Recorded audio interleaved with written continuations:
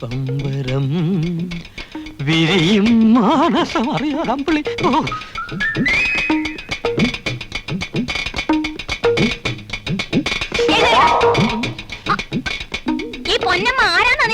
പൊന്നമ്മ വിട് വിട്, നീ ബഹളം വെക്കാതെ. നീ എന്നോട് സംസാരിക്കുന്ന ആരെങ്കിലും കണ്ട അടുത്ത ജന്മത്തിൽ പോലും എനിക്ക് പെണ്ണ് കിട്ടൂല. രാത്രിയിലെ രൂപയാണെന്നും പറഞ്ഞ് പഴയ ലോട്ടറി ടിക്കറ്റ് വന്ന് എന്നെ പറ്റിക്കാന്ന് അറിയല്ലേ? അയ്യോ എന്റെ പൊന്നമ്മ, ഞാൻ നിന്നെ പറ്റിച്ചതല്ല.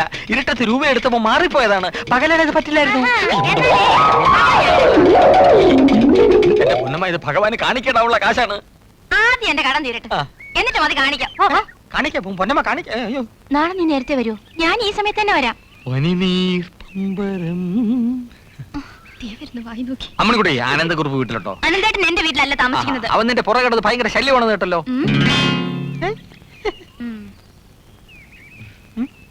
അമ്മണിക്കുട്ടിക്ക് അനന്തനെ ഇഷ്ടമല്ല, അത് പണ്ടേ എനിക്കറിയാം. എനിക്ക് ഇഷ്ടമാണ്. ഹലോ, അമ്മണിക്കുട്ടി ഇഷ്ടമാണെന്ന് പറഞ്ഞത് ആരെയാ? നിങ്ങൾ കേട്ട? പിന്നെ കേൾക്കാതെ. എന്നെ ഇഷ്ടമാണെന്ന് പറയായിരുന്നു.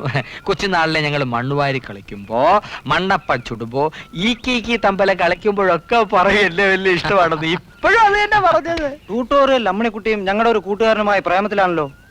തമാശ പറയാതനിയാ? തമാശ അല്ല.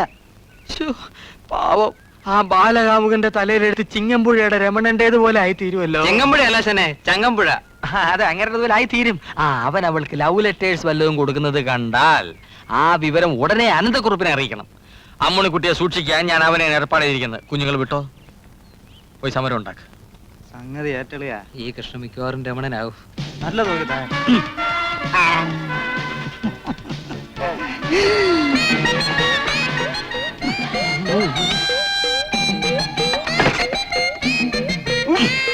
അയ്യോ,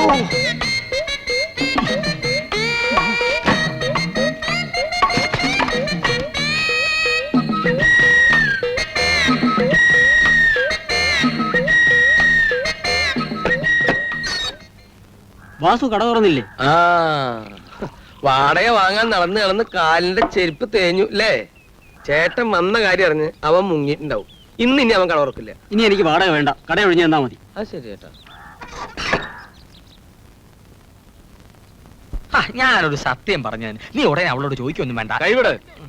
അവളോട് ഇപ്പൊ തന്നെ ചോദിച്ചിട്ട് വേറെ കാര്യം. ഇക്കിളിയൂട്ടും പ്രായത്തിൽ അമ്മണിക്കുട്ടിക്ക് പറ്റിയ ഒരു തെറ്റായിട്ട് കരുതിയാ മതി അനന്ത. വേറെ ബൈഫർക്കേഷൻസ് ഒന്നും സംഭവിച്ചിട്ടില്ലല്ലോ, അതുകൊണ്ട് എനിക്ക് ക്ഷമിച്ചൂടെ? ഇക്കാര്യത്തിൽ ക്ഷമിക്കാനാവില്ല. മാത്രമല്ല, എനിക്ക് ആരുടെ ഉപദേശവും ആവശ്യമില്ല. അനന്ത, ഇന്ന് രണ്ട് പാത്രത്തിലാവും. എന്താ ഭാസ്കരേട്ടാ, പഴുത്തോ നോക്കാണോ? എന്താ തിന്നണ? പത്രം വായിക്കേണ്ട ഏതാണ്ട് മന്ത്രിസഭയ്ക്ക് ഇവര് നടത്തുന്ന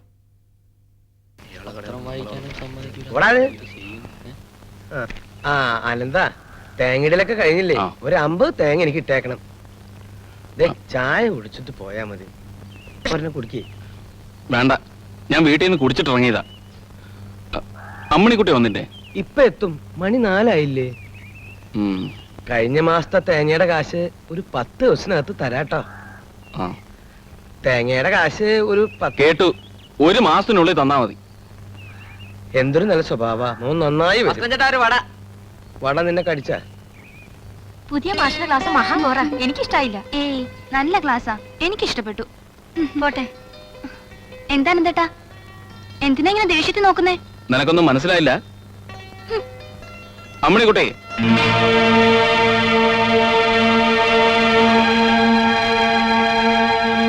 പഠിക്കാൻ വേണ്ടി തന്നെയാണോ നീ ക്ലാസ്സിൽ പോകുന്നത്? നിനക്കാരുമായോ നീ ആരെങ്കിലും പ്രേമിക്കുന്നുണ്ടോ? ഉണ്ട്. എന്താ?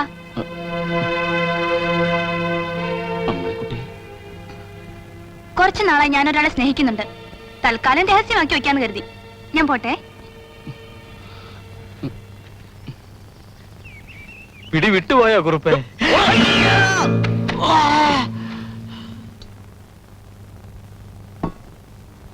അനന്ത,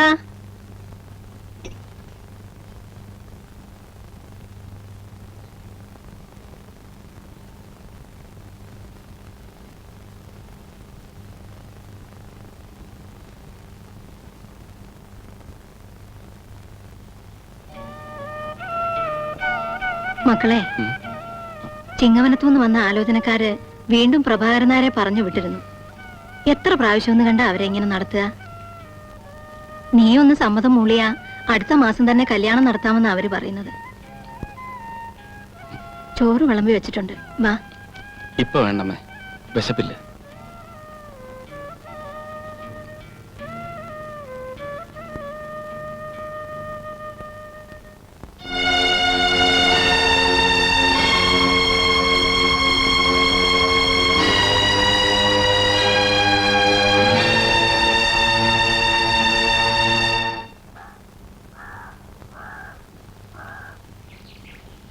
നിങ്ങൾ ആരെങ്കിലും നെടുമങ്ങാട് ഖാദർ എന്ന ഫയൽമാനെ പറ്റി കേട്ടിട്ടുണ്ടോ? ഇല്ല.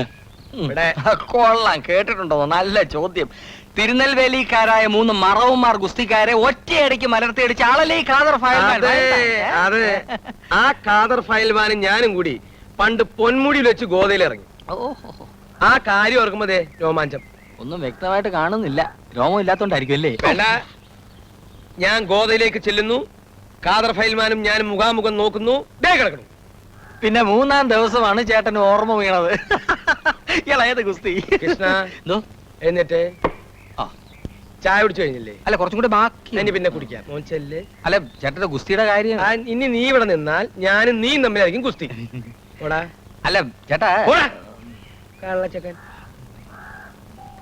എന്താ ഇവിടെ? 1 2 3 4 പഴുത്ത പഴം പച്ച, 14 എണ്ണം, പച്ച. പഴുക്കാത്ത 15. അങ്ങനെ ഗുസ്തി അങ്ങോട്ട് തുടങ്ങേ.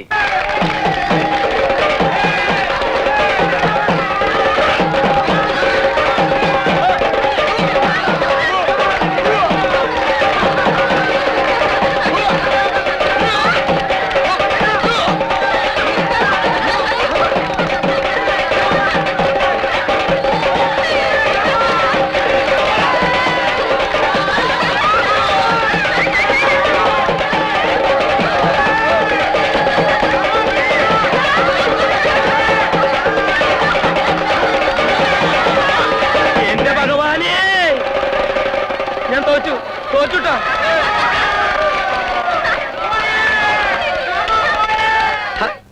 എന്റെ മുമ്പിൽ ആദ്യമായി അടിയറവ് പറയേണ്ടി വന്ന ഖാദർ പിന്നെ ജീവിതകാലം ഗുസ്തി പിടിച്ചിട്ടില്ല. പാവം ഖാദർ ഫയൽമാൻ. അയാൾക്ക് വല്ല ആവശ്യമുണ്ടോ ഭാസ്കർ ചേട്ടനോട് ഗുസ്തി പിടിക്കാൻ? അവസാനം എണ്ണത്തോണി കിടന്ന് ശ്വാസം മുട്ടി ചത്ത് കാണൂല്ലേ? അത് തന്നെയാണ് സംഭവിച്ചത്. നായർ പറഞ്ഞു ശരിയാ. പക്ഷേ ഗുസ്തി ഇവിടെയല്ല, പേർഷ്യയിൽ.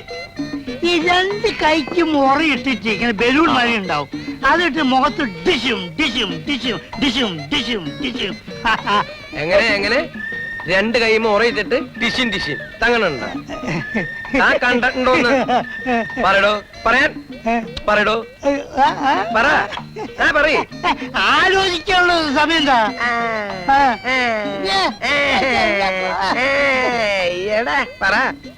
പറ. എവിടെയെങ്കിലും വെച്ച് കണ്ടിട്ടുണ്ടാവും. അങ്ങനെ അവിടെ വിശ്വസിച്ചാൽ നിങ്ങൾ എന്താണ്ട് വെറുതെ കയ കയ കയ കയ കയ ചിരിക്കുന്നത്? പിന്നെ ഞങ്ങൾ രണ്ടാളും പറയുന്നത് വിശ്വസിച്ചാൽ മതി. അതിനപ്പുറം ഇങ്ങോട്ട് പറയുമ്പോൾ ചിരിക്കും വേണ്ട കേട്ടാ. അങ്ങനെയുള്ളത് മാത്രം എന്റെ കടയിലേക്ക് വന്നാൽ മതി. എന്റെ കടയിലേക്ക് വന്നാൽ മതി. പറഞ്ഞു കേട്ടില്ലേ? ഇനി കടം വയ്ക്കാൻ വരണ്ട. അങ്ങോട്ട് വരണ്ട കടം വാങ്ങിക്കേ. ഞാൻ ഒരു ചായ, പിന്നെ ഇന്നലത്തെ ഒരു വടയും എടുത്തോളൂ. ഇന്നലത്തെ ഇന്നത്തെ